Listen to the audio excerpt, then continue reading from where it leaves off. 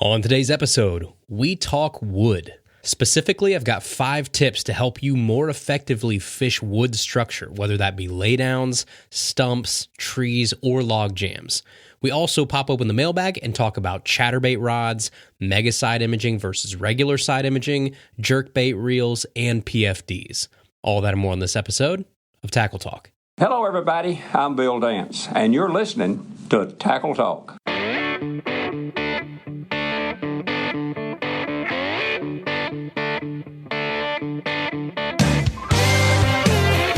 Welcome to the Tackle Talk Podcast, brought to you by American Legacy Fishing and Outdoors.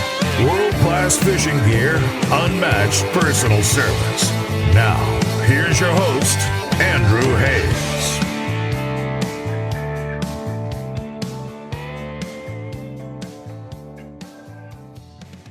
Hey everybody, welcome back to another episode of the Tackle Talk Podcast. As always, we are brought to you by American Legacy Fishing and Outdoors. And if you paid attention the past, 3, 4, 5 days, and you went on AmericanLegacyFishing.com, you saved a ton of money on fishing gear. They had Black Friday sales, they have Cyber Monday sales, which I'm recording this on Monday night, so they're still going on right now, but I know you guys can't hear me. You'll hear this on Tuesday. But if you took advantage in the past week or two, they had great sales on rods, reels, line, baits, some of your favorite brands, Beast Coast, Dobbins, St. Croix, Abu Garcia, Berkeley, Seagar, Sunline. They had deals on everything. And I always tell you to pay attention, to listen, and to check AmericanLegacyFishing.com, because on Black Friday, they discounted some things that don't get discounted. Wink, wink, nod, nod. I'm not allowed to say it out loud, but some brands that you don't normally get discounts on, they hooked you up. That's what American Legacy Fishing does. They're there to save you money. They're there to be the last tackle shop and the last tackle website that you ever need. So go over and check them out over at www.americanlegacyfishing.com. If you need new gear, if you need used gear, you need line, you need baits, whatever you need, they've got you covered. And as always, you can save 10% off the best gear in the industry by using code TACKLETALK10. TACKLETALK10 saves you 10% off every single day, your entire order. Some exclusions apply, but not many. Almost everything on the website is 10% off with code TACKLETALK10. Be sure to subscribe to their elite program to save even more money, 10% back on every single order, no questions asked, free shipping, so many benefits you can't even list them all. Go over and check them out, AmericanLegacyFishing.com. Use code TACKLETALK10. All right, folks, today we are sidestepping all of the drama in the fishing world. It's off-season drama central. If you've been anywhere near a computer, it's nauseating. Pro anglers complaining about how hard it is to be a pro angler and how hard it is to get sponsors. And then you have other pros complaining about those pros, complaining about how hard it is to be a pro angler and how to get sponsors. Then you got YouTubers out there stirring the pot and complaining about how bait companies are structured and who owns them. And then other YouTubers complaining about those YouTubers. Still a bunch of people hung up on live scope and knockoffs. Just so much fishing drama out there everywhere that it makes my head spin. It makes me want to hurl. We have to be one of the pettiest, most self-sabotaging industries on planet Earth. But all of you that listen to the show, you tune into the show because we don't do any of that. We're here to learn. We're here to discuss tactics and techniques and help you catch more fish. And so that is what we're going to do today. We have a good old-fashioned tip episode about something that can be very effective this time of year, fishing wood. So today we're jumping right in, no news, no BS. We're going straight into fishing tips here on Tackle Talk, and I have a solid 5 tips to help you hopefully more effectively fish wood on your next fishing trip. So wasting no time here. Tip number 1 today to effectively fish wood is to visualize the piece of wood or the structure that you're fishing from a bird's eye view. Now, why is it important to talk about, wood structure, whether it's a stump or laid out or whatever, from above? Like, why are we looking at it from the air and looking straight down? Well, it's because wood is a multi-directional piece of cover.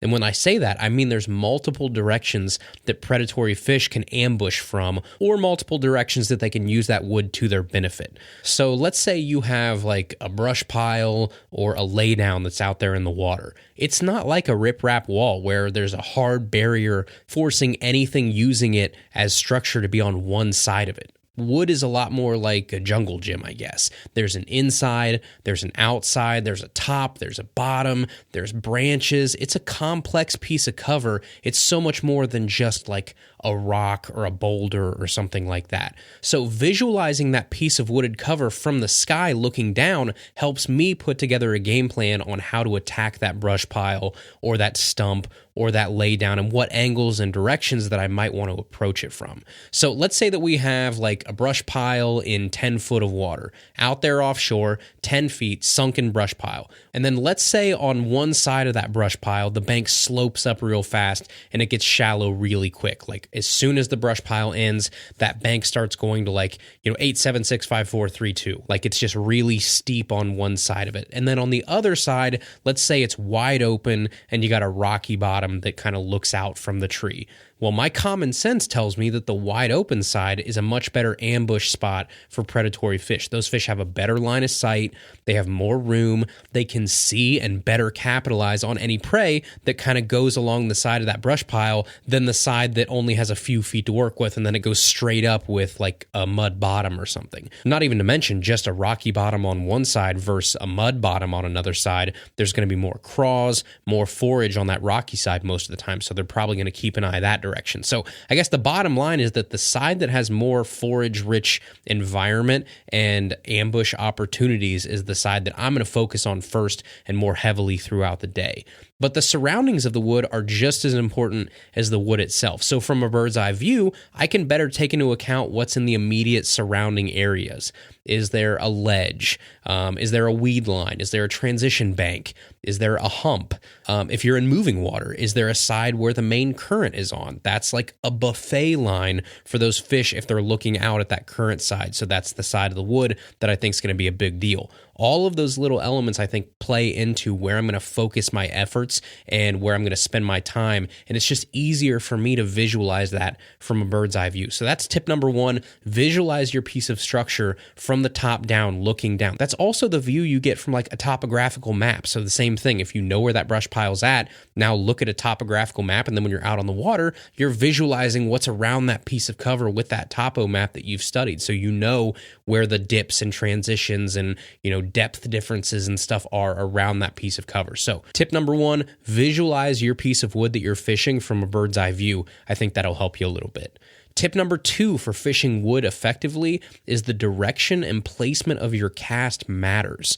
So in fact, I would say that like even more so than rocks, even more so than vegetation, I think the direction and where your cast lands, what direction you're retrieving your cast matters a whole lot more when you're fishing wood. Of the main types of cover that I traditionally fish, I really think it's wood where direction matters more because again, it's a very complex piece of cover. A rock bank is a rock bank, right? A ledge is a ledge for the most part. There's some little differences, maybe, nuances from ledge to ledge, rock bank to rock bank. But, as far as the differences that can be that scope of piece of cover, right? If you're looking at a riprap wall, most riprap walls are going to be very similar to each other where, a submerged brush pile or a tree or a log or something is very different from situation to situation. So I think there's more nuances in what direction you approach this piece of wood from. So with like a rock bank, you can cast basically parallel to it, or I guess you can cast perpendicular to it and really draw that bait out from and kind of look like it's coming into the water from the bank and then going deeper and deeper. But those type of banks and that type of cover has its limits. It's almost like those are 2D where fishing a piece of wood or, a lay down or something like that is 3D. With wood, there's going to be times where fish are inside that lay down or inside that brush pile, or there are times where the fish are around that brush pile. There are times where they're under that log or they're suspended over that brush pile. So there's so many more, again, nuances to fishing a submerged piece of wood, I think, than a lot of times with rock or things like that. I mean, like think about a rock bank or think about, even a hump or something. Like fish can't come from inside the rock bank or inside the hump. They're not like 4 rocks deep in the riprap wall and they're going to come out, but that's what you get with wood. They can actually physically be inside and fully encapsulated in this piece of wood. So again, there's things you have to think about, which again plays into my mind of what direction am I casting from? Where's my cast landing? Where's my cast coming to? There's just so many more places those fish could be and how they could be relating to that wood. So I don't have like a magic direction to give you, but what I can can tell you about the submerged wood that I know and I fish a lot of times is there are definitely hot directions and cold directions to cast. There are casts that I can make today and then come back and make that same cast in a month, and it will continue to work on that specific piece of wood. And then on the flip side, there are different directions of casts that you can make to that same piece of wood that I've never caught a single fish on by casting that way. I think it's almost like those fish have a natural way of facing, a natural direction of feeding, and if you can imitate that, you have a better chance of catching those fish. Unfortunately, even if you use all of the clues in the world, though, sometimes the best way to find that direction that you need to be casting in that kind of hot direction, I guess, is through trial and error. So, like, I'll give you an example here. There is a lake here in Dayton, Ohio that has a submerged tree, branches and all, in the dead middle of the lake. It is like sitting right off of a real long main lake point, and it's kind of one of those things like if you know, you know, if you don't know, you don't know. And I guess like when the water's super, super low, like when they're drawing that water down, you can see just barely little pieces of that branch sticking up out of the water. But for the most part, it is completely submerged almost all year long. So again, it's a pretty well-kept secret of a giant tree, a giant laydown that I've done great on over the past couple years. I probably caught 80 to 100 fish off that single tree over the past, I don't know, like 5-10 years maybe. And there is one direction on that tree. It's a 360-degree tree that you can cast that I have not once ever caught a single fish casting that direction. And it's not from lack of effort. Like I've gone out there and I've said, you know what, today I'm going to catch a fish on that tree from the direction that I never catch fish on. Like I'm just stubborn. I want to go out there. I want to figure these fish out. So I'm going to do it. I'm going to go out there. I'm going to cast and I'm going to cast and I'm going to cast because I know there are fish in and around this tree. Why have I never caught them from this side? And so I went out there and again, I have just beat my face in trying to catch fish from this side of the tree because it just bugs me. Why can't I catch fish from over there? And so then finally I got fed up. This is last year, I think, probably last fall when they were drawing the water down and that tree was a little bit more exposed. I went over there in my kayak and I got out of my kayak. It was like, I don't know, probably 3 foot deep when they drew all the water down of like the shallowest part near that tree off that point that you could actually stand on because the water was so low. So I got over there in my kayak,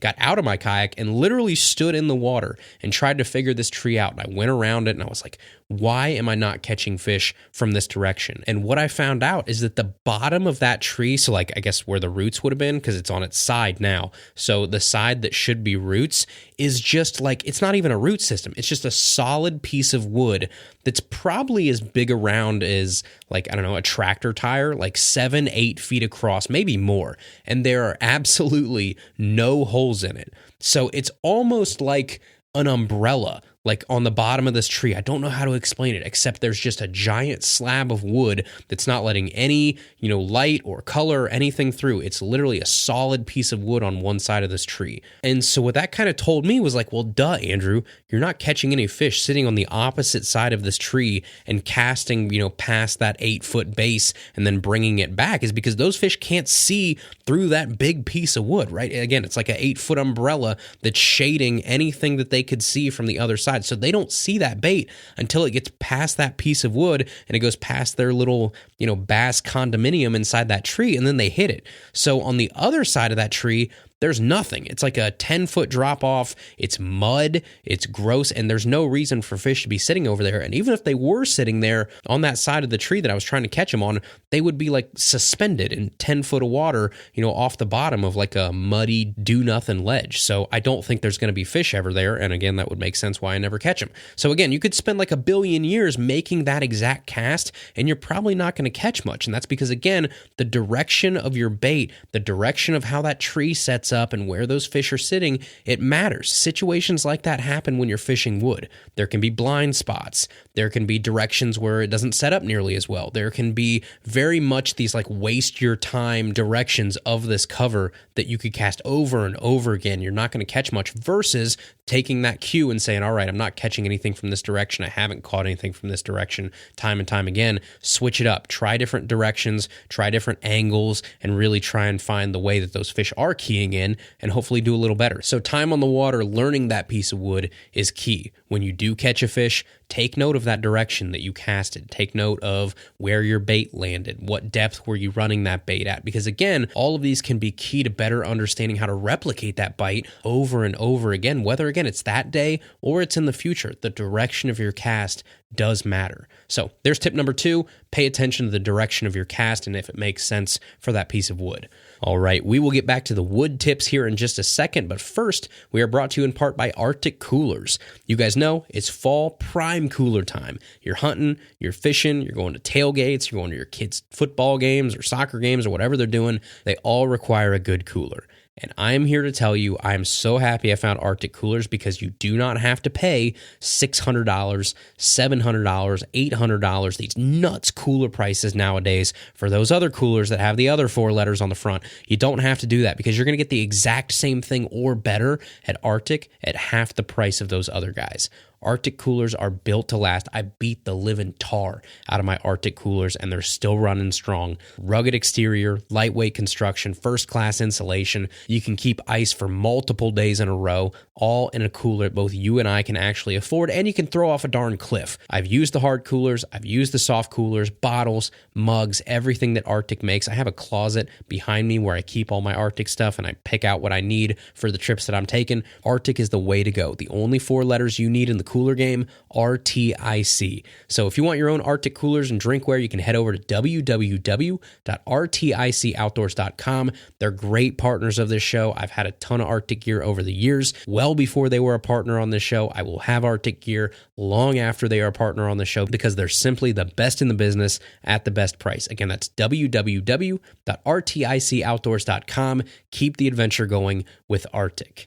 Tip number 3 for effectively fishing wood is going to be make smart lure choices. So obviously there are types of wood that lend themselves to different types of lures being thrown at them in certain situations. So like if you're fishing a giant single stump or multiple stumps, that's different than fishing like a brush pile with 100 twigs and branches and arms coming off of it. Stumps are much less snaggy and you can get away with throwing a lot more different types of baits at them and not again losing your bait or blowing up your spot versus something that's a lot more snaggy like a brush pile or an actual tree with branches and stuff like that. So the question becomes, are you throwing in the wood or are you throwing around the wood? If you're throwing in the wood and it's a brush pile or a laydown, then you're going flipping jigs, you're going Texas rigs, Ned rigs can work, swim jigs if you really want to kind of like swim something around it. Things like that give you an advantage because you're obviously less likely to get snagged. And in dense, thick wooded cover, a lot of times if you get snagged,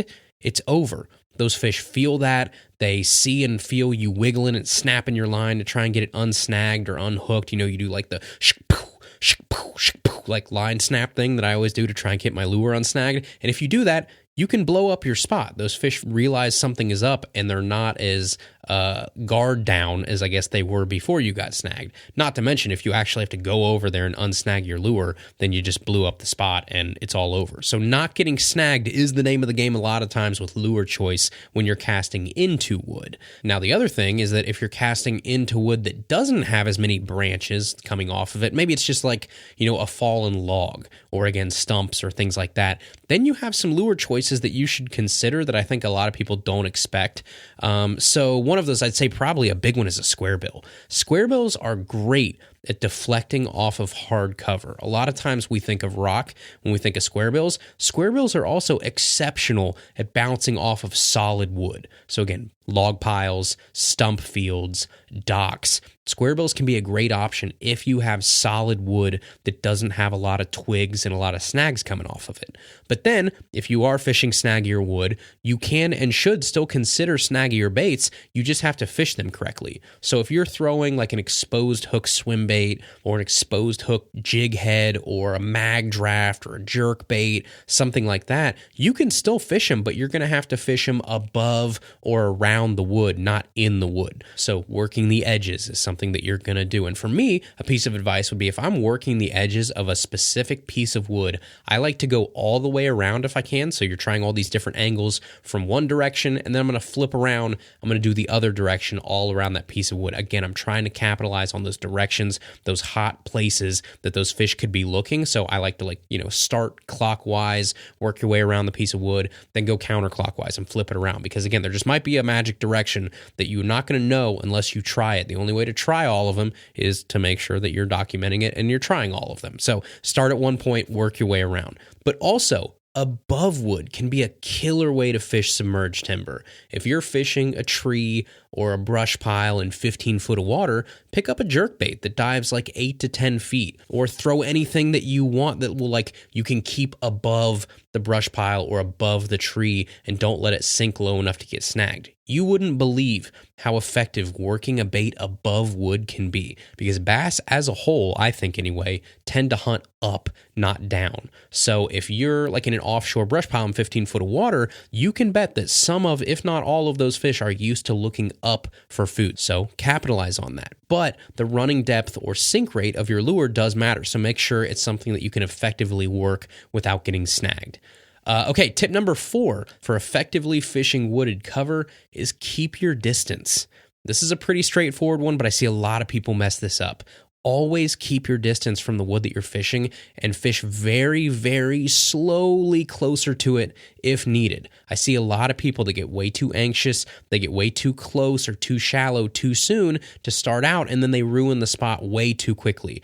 A lot of times, one of those pieces of cover, those big trees, those big brush piles, things like that, can be milked for quite a while. There's a lot of fish around it. Again, you don't want to just run up and spook those fish. So stay away from the wood as far away as physically possible while still making the cast that you want to make. Or heck, even stay farther away and make the cast you don't quite want to make, but you're almost there, and then start to move closer to make those money casts. Because again, you might be surprised how far away from that wood those fish can hang out. It does not mean they're always right inside it. They could be 2 feet away from it. They could be 5 feet away from it, 10 feet away from it. I was just fishing a couple days ago for fish that were 20 to 30 feet off this piece of wood, but we knew the wood is what they were actually relating to. So don't go in there too fast and blow your cover. You can always get closer to the wood or to the cover if you don't catch anything after a while, but you can't unspook fish. So just keep that in mind. Err on the side of caution, try harder to make that cast. So maybe it means screw it, pick up something that's a little bit heavier to try and make that cast so that you can stay away from them, versus again, going up real fast, jumping the gun and getting way too close to the piece of cover. So an easy one, but one I see all too often. Just keep your distance as long as you can from that piece of cover. All right, and tip number 5 here, our last tip is going to be a big one. Capitalize on the drawing power of big baits. So this is a tip that I honestly didn't get hip to until about a year ago, but I've seen it with my own 2 eyes so many times that I just can't leave it off this list. Part of the name of the game in catching fish off of submerged timber and submerged wood is physically enticing them to get out of that protective cover. And there's a lot of baits out there that definitely have drawing power that can move fish and get them to either start their pursuit or change directions, or at least get them to investigate the bait further. But over the past year, I've seen firsthand that there is no bait in my tackle box better at coaxing a fish out of wooded cover than a big glide bait. And I'm not talking about burning, some big jointed swim bait or a big paddle tail swim bait like a mag draft or something. I'm talking a single jointed 1 to 3 ounce glide bait. I don't know what it is, but the back and forth action and cadence of a single jointed glide bait has the uncanny ability to move fish. Now, there's a flip side to those big glide baits, and that's a lot of the frustration that I get with big glide baits a lot of times, is that you will move fish, and I guess move fish is probably a musky term. I hear a lot of people talk about moving musky and moving fish, but in this situation, it makes sense. You will get those fish to follow or change direction or acknowledge your bait, but a lot of times they won't eat it. They'll just inspect it or follow it for a second and then turn away. That's what we call moving a fish, right? Is getting that fish to go from point A to point B because of your lure. But that fish is now interested, and you've at least piqued its interest and got it to show some sense of catchability. So then you go and hit them with a follow-up bait. We talked about that a couple months ago. We did an episode on follow-up baits. That happened to us, back when we did that episode. I was fishing a log jam. I was fishing a big glide bait. I got that fish to come out of the wood, and then it turned away. away. It didn't commit to my glide bait, but I did get that fish to come out. And then my buddy Ryan hooked it with a spinnerbait right after. So I don't know if that fish would have been out of that wood and would have been catchable if I had not drawn it out of there, or at least, got it thinking of eating with the glide bait in the first place. So I've thrown all kinds of baits over the years to try and get those fish to just show themselves in those wooded cover situations, and the glide bait is just special. I honestly think it's just a combination of like pure size being a worthwhile meal to investigate, I guess, and the nonchalant nature of that movement, because it's not aggressive, it's not intimidating, it's just like meandering. It's elegantly strolling back and forth as it makes its way past that wood. And in a world where those fish probably see 100 chatterbaits and 100 Senkos a day, I think a glide bait is just something that they at least look at and they go, wait a second, what the heck was that just went by? I'm going to go out there, I'm going to take a look. Now, for throwing the glide bait itself, I think the best way that I've found, obviously, working that bait along a piece of cover is to work it parallel, if you can, to that wood. So if you have something oblong, if you have like a tree that's in the water, if you have a giant log that's in the water, working it parallel to that tree or parallel to that water, even if you have like a dock, you see this a lot of times. People will throw glides at docks and work them down the side of the dock, and then those fish just like shoot out and eat it. That's what you're doing with the wooded cover as well, right? You want it to stay just outside that piece of wood. Like almost think of the wood like a shade line. We talked about that, maybe a year ago, 2 years ago at this point with Shannon Gorman. Fish will use shade lines as ambush points. They stay in the shade, they ambush things that are just out in the sun outside that shade line. Think of that piece of wood like a shade line. The fish is inside the wood, inside the shade line. It wants something to go past it that it can just dart out and eat. So use that to your advantage. Fish it parallel to the wood, and that keeps that bait realistically in the strike zone a little longer, because it makes it so those fish can stay in or near the wood longer and not feel like they're being drawn out into the wide open. So in a world where the name of the game seems to be getting those fish to show themselves and kind of leave the protection of their primo hiding spot, which is that piece of wooded cover, big glide baits should be in your box. So there you go. There's 5 tips for effectively fishing wood like stumps, laydowns, brush piles, trees, and log jams. We had tip number 1, visualize the wood from a bird's eye view. Tip number 2, direction and placement of your cast are important. Tip number 3, make smart lure choices to minimize snags. Tip number 4 is keep your distance from that wood as much as possible. And tip number 5, capitalize on the drawing power of big glide baits. So there you go. There are 5 tips. I hope that helps you guys. Again, right now, as we get like out of fall into winter, we're seeing a lot of fish hugged to that wood, hugged to those like kind of sheltered places, especially in deeper water. So I hope that helps you guys catch some fish this late fall and into winter. All right, and finally here, we're going to get to the mailbag here in just a second. But first, we are brought to you in part by Dakota Lithium Batteries. And I abuse my batteries. I abuse all my gear. I put my stuff through the ringer. I can confidently say Dakota Lithium Batteries are the best batteries I've ever bought with my hard-earned money. Whether you need a 10 amp hour to just run a basic fish finder, whether you need a big 46 amp hour to run live scope, you need a 100 amp hour for your bass boat trolling motor, you need a 24 volt, 60 amp hour for your kayak motor, whatever you need, they've got you covered. They've got the sizes, they've got the weights you want, they've got the prices you want. They will get you taken care of. Dakota Lithium Batteries, hands down the best batteries that I've ever used. They're the number 1 lithium batteries on the market for a reason, because they're twice the power of traditional batteries at half the weight. They charge up to 5 times faster, last up to 4 times longer, 100% US-based customer support, and they come with a whopping 11-year warranty, over a decade of protection for the battery that you're about to buy. So head over to www.dakotalithium.com. If you want the best batteries and you want to save money, I got you covered. You can use code TACKLETALK10 for 10% off your entire purchase. You need $100 in batteries, you need $1,000 in batteries, you're going to save 10% every single time with code TACKLETALK10 over at www.dakotalithium.com, the official lithium battery of Bassmaster. All right, let's get to the mailbag here. The first question we have is from Mike, and he says, I just picked up a jerkbait rod and I'm looking for a reel suggestion. What bait casters would you recommend for lighter jerkbaits without horrible backlash? Anything around the $200 range, or do I have to go more high end? I think for $200, you have a lot of options for a jerkbait reel. Jerkbait reels to me are about one thing. It's ergonomics.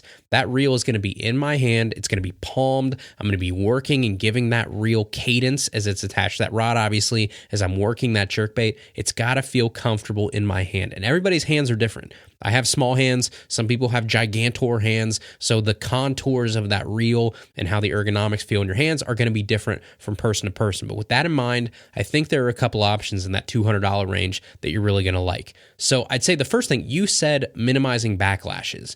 If you're looking at minimizing backlashes, one of the things you can do is go DC. So if you want to go like a Shimano SLX DC, that's in your price range. That would be a great little option. If you really want to make sure that you're not backlashing, DC reels are great at that, obviously. The SLX in your price point, good to go there. The other thing, if you really want just like a regular reel, but you want something that's a little bit more fine-tuned for lighter baits, Shimano Curado MGL, the 70 or the 150 would be a great option. I probably wouldn't go with the new Shimano Curado M. It's just too big, too bulky. It's not really made to be like a jerkbait reel, I think, in my mind. So I would avoid the new Curado M. The Curado MGL 70 or 150 would be great options. Or, I talked about this in our iCast episode this year, the one reel on that whole iCast floor that I picked up that I said, you know what, this feels great in my hand, and I honestly thought about jerkbaits and topwaters when I picked up that reel, is the brand new Daiwa Tatula 100. They're only available some places right now. They're getting shipped out. They should be widely available here in the next probably month or two, but the new Daiwa Tatula 100s are awesome. The contour lines, where your hand sits, where your thumb sits, super comfortable to palm. So that might be actually my recommendation. If you want to look for like a traditional reel that will feel good in your hands, the new Daiwa Tatula 100 is an awesome choice for a jerkbait reel. All right, the next question is from Brody, and he says, hey man, I love the podcast. I've been listening for a while. I'm a 14-year-old angler from Northern California, and I mainly fish deeper reservoirs. We have a lot of offshore stuff, so it's deep jigs, drop shots, and that kind of fishing. I'm getting a Lowrance Hook 7 for my Hobie Compass, and I want to ask you what battery I should get. Look, I know you're biased toward Dakota, but I need a lightweight, not expensive battery. What should I get? Thanks, Brody.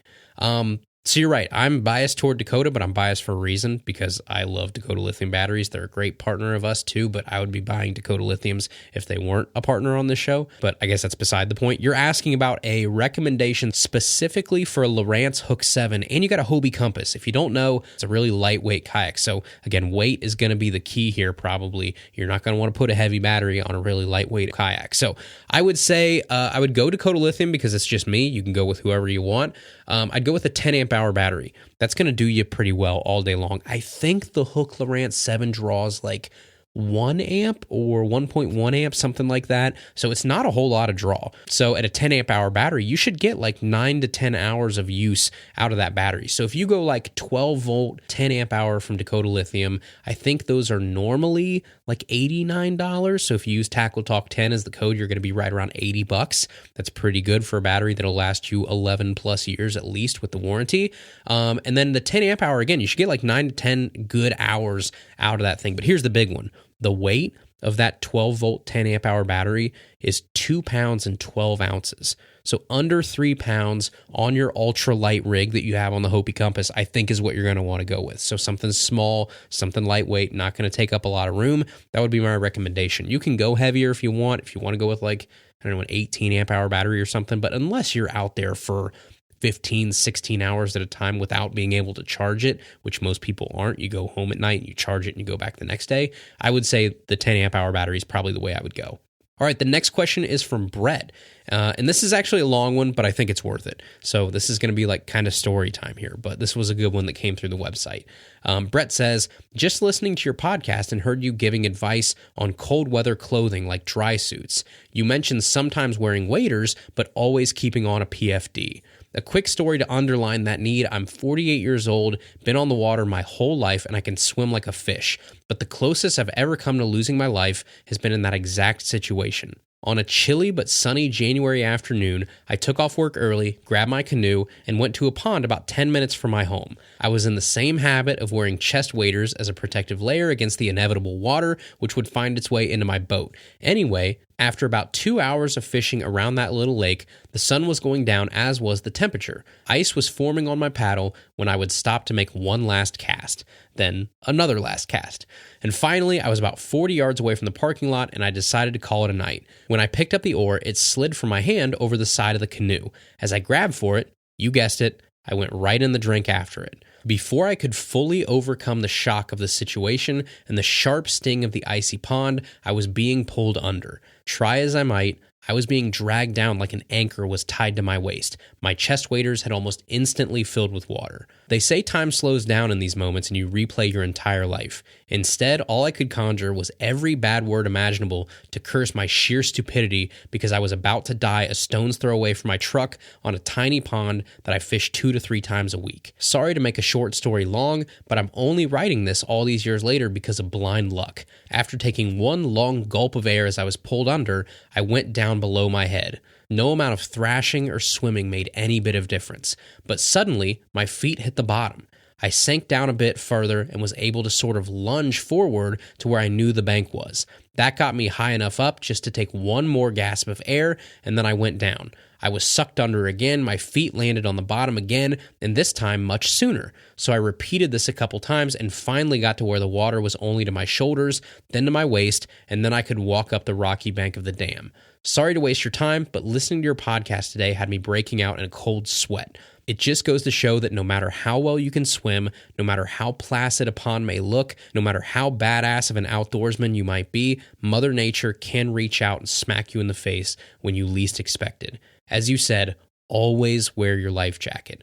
Love the work you do. Thanks for your hard dedication, Brett. Man, that is a lot to process. That is, I guess, on one hand, like an amazing story because you made it out. You're here to tell the tale. It's also terrifying. Like, I'm looking down at my arms right now. The hair on my arms is standing up just reading that. So I think it's definitely chilling. I think it's a great message for anybody that will listen to this. Wear your PFD because it can literally be the difference between life and death. Every single second that you've lived up until now, every choice you've made, every sacrifice you've made, every memory you've made with family, with friends, all the work you've put into school, to your job, to everything that you've done to try and attain something can all be snatched away from you in a second because you thought you were too cool to wear your PFD. You're going to throw all of that away. Every person that loves you, every friend you have, everything you've ever worked for because you just, don't want to look dumb, or you want a little bit more mobility to make your cast and you don't want to feel like you're, constrained or something. It's not worth it. So like you said, Brett, put on your PFD if you're anywhere even remotely over your head in water, especially when the water is cold. Because like you said, I think a lot of people underestimate what happens to your body when you hit water that cold. Like, you go into actual shock. I fell over the side of my kayak last year in the winter, and I was in like 2 foot of water, thank goodness, so I was okay. But just I sat there and thought, like, if I was in 10 foot of water or 15 foot of water, even 7 foot of water, I wouldn't be able to do anything. Your body just freezes. And if you have waders on, you really don't stand a chance unless you have a PFD on. So again, wear a dry suit. I said that last week. Wear a dry suit if you're going out in the cold, but at a minimum, always wear your PFD. That life jacket saves your life. So it's crazy to hear your story. You literally had, your life flash before your eyes, and it would have been easily saved if you were wearing a life jacket. So take that to heart, I guess, if you're listening to this, if you're a kayak person, if you're a boat person, wear a life jacket, wear your PFD. Whatever you think you're getting as a benefit by not wearing it, it is not worth throwing away your whole life if an accident happens. So thank you, Brett. Really appreciate that one. The next question is from Dylan. He says, "Hey, Andrew, love the show. I'm looking for a daily carry, do most everything rod. I see Tackle Warehouse has a sale coming up soon. I really like my mag heavy Dobbins Fury, but I'm interested in those new Fenwick rods too. What would be your recommendation, Fury or Fenwick? Which rod from each? I'm based in Raleigh, North Carolina, fishing for whatever will bite, with some trips to the mountains for trout." Okay, so good question. You're asking like Dobbins Fury versus comparable Fenwick. I've said this to a couple people now, and I have to preface this by saying I haven't put my time in with the new Fenwicks. I've fished like some of the higher end Fenwicks, but I really need to put some time in with the Eagle and with the HMG because I just haven't had a chance to do that yet. But with that being said, just off initial impressions, which you guys know I don't like to do, but you're asking me a question, I'm going to try and answer it the best I can. I think super cheap, like $99, I really think right now, based on what I've felt, I think Fenwick wins. So if you're going Fenwick Eagle versus Dobbins Maverick, because that's the $99 version, I think a Fenwick Eagle wins. But then if you go up at all, so $130, Dobbins Fury, up to like the $250, $300 range, you're getting into, the Sierras, the Cadens, the Champs. I think Dobbins still wins that price point. But then if you go up, you're talking like $400 and up. Then you're talking like Dobbins Ecstasy versus Fenwick World Class. And I think I'm giving that nod to the Fenwick World Class right now. So I guess it means like, super cheap, super expensive right now. My brain kind of leans toward these new Fenwicks, but anywhere in that middle, I still think Dobbins is insanely tough to beat. If you're looking at the Fury, the Caden, the Sierra, or the Champion lines, both the regular XP and the Extreme, I really think Dobbins is tough to beat in that price point. So, to you, Dylan, you specifically mentioned the Fury. I'm still going with the Fury in that price point versus the new Fenwicks. Time might switch that for me, but right now, gun to my head, Fury over the Fenwick at the $130 price point. All right, the next question is from Andrew. Good name. He says, for my kayak, I'm looking at the Humminbird Helix 7. My main requirement is side imaging. Should I go with the SI or the MSI? Also, can you recommend a mount? So let's start with the SI versus MSI. MSI obviously stands for Mega Side Imaging. SI just stands for regular side imaging. I guess it depends on what you want to do with it. So if you are just looking for rocks, if you're just looking for cover and transition banks and drop-offs, ledges, things like that, regular SI does just fine. I don't think there's a huge need to spend the extra, I don't know, whatever it is, hundreds of dollars to go from SI to MSI. But if you're actually looking for real small details, if you're looking for actual fish, if you're looking for defining features on those rocks, or again, you're a real stickler for details, then Mega is going to give you a lot more definition. So it's kind of like a TV. Do you need an ultra high def liquid 4K, whatever they call them nowadays, TV? Well, I guess if you're watching sports or you're watching like IMAX quality movies or something, then yeah, you probably do want like the ultra high def 4K, whatever. But if you're just watching sitcoms, you're watching I Love Lucy reruns or whatever, no, you don't need the mega 4K liquid plasma high def TV, right? You just need a regular, standard HD definition TV. So I think it all depends on what you're trying to do with it. For me and the way I fish, I would be just fine with regular side imaging. I did have Mega for a while. I've also used regular side imaging. For the way that I fish, especially in the rivers and stuff, I don't think there's enough difference for me to justify the price point. But if I was really leaning on my side imaging super hard and I was out there trying to find these offshore fish and schools and, individual fish on rock piles and things like that, then yeah, I would go Mega side imaging all day long. As far as a mount, I guess, I don't know, like if you're talking about a transducer mount, I would look online. I would search whatever kayak you have. So like when I had the Old Town, I would search Old Town 106 PDL Humminbird Helix transducer mount. Like search that. You're going to find these kind of 3D printing companies out there, whether it's Navar or, Yak Attack or Yak Gear, I think is where I got one of mine from. So these people that like are really smart, they have 3D printers, they print these pieces to make your life a whole lot easier in the kayak world. I would look for those if you're looking for transducer mounts and find the one that obviously fits your kayak and your transducer. If you're looking for a mount for just the Helix 7 itself, which I think is what you're asking, I actually went with Yak Attack. I did like the lock and loads because I can take it off really easy for transport. It's not stuck on there. Way easier to get on and off than a Ram ball mount. So it's just like a clip and boom, it comes right off. So I like Yak Attack for that. I just got like so you'll have to look. If you have a Humminbird, I think they make a Humminbird specific mount, like a piece that actually has the holes that line up with the under part of your helix, I think. So search that. Search Humminbird, kayak mount or whatever. You'll see them pop up.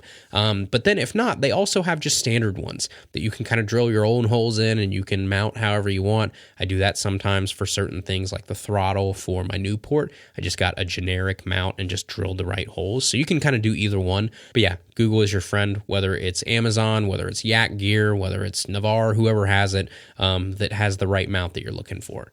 Okay, and the last question here is from Tyler, and he says, what rod would you recommend for a chatterbait rod? That, my friend, is a divided issue. You're going to have certain people that say graphite fast rods, and you're going to have some that say, no, I like a slower, more moderate, almost like a glass rod. I fall into the glass rod category right now because we don't have a lot of weeds around here. I'm fishing chatterbaits in a lot of open water or really, really sparse weeds. So I like that slower rod because it loads up a little better. I think it helps me keep those fish pinned, especially in a kayak where I'm moving. I want a little bit more give in my rod. It helps me not yank that chatterbait out of those fish's mouths when I set the hook. It just feels better to me after I got used to it. But for every one of me, there's going to be two other guys that say, nah, you got to fish it on a medium heavy or a heavy fast rod. Quicker hook penetration, more kind of ripping ability in and around weeds and cover, and just more overall power out of a fast rod. So I think it's like a pick your poison type deal. But I would say, again, if you're asking me for a bona fide answer, I don't think you can go wrong with a 7+ foot medium heavy fast casting rod. I think almost every angler on the planet will agree that you can fish chatterbaits on that rod and fish them effectively. You're going to have some like me that might prefer a slower rod, especially for their certain situations. But I think you're going to find people that are saying, no, I can't or won't fish a chatterbait on a moderate, crankbait type rod. But I don't think you're going to find people that are going to say, no, you can't fish a chatterbait on a 7-foot medium heavy fast. So I think the consensus is that's a safe pick. 7+ foot, medium heavy fast, or I guess if you're around really heavy stuff, you're fishing really heavy chatterbaits, you can go a heavy fast, but I think a fast graphite rod is probably going to be your way to go. So to be safe, I'm going to say medium heavy fast casting rod, 7 foot or over. All right, that is our episode today. Thank you guys so much for listening. I appreciate each and every one of you. You can go on the website right now and leave your own mailbag question if you want to hear your question on a future episode. It's tackletalkpodcast.com. Click mailbag. The store is open. We have tumblers, we have hats, we have decal packs, all ready to ship if you want to grab some. Follow us on Facebook or Instagram, Tackle Talk Podcast. Shoot me an email, tackletalkpodcast@gmail.com if you want to chat, and we will see you right back here next Tuesday for another brand new episode of Tackle Talk.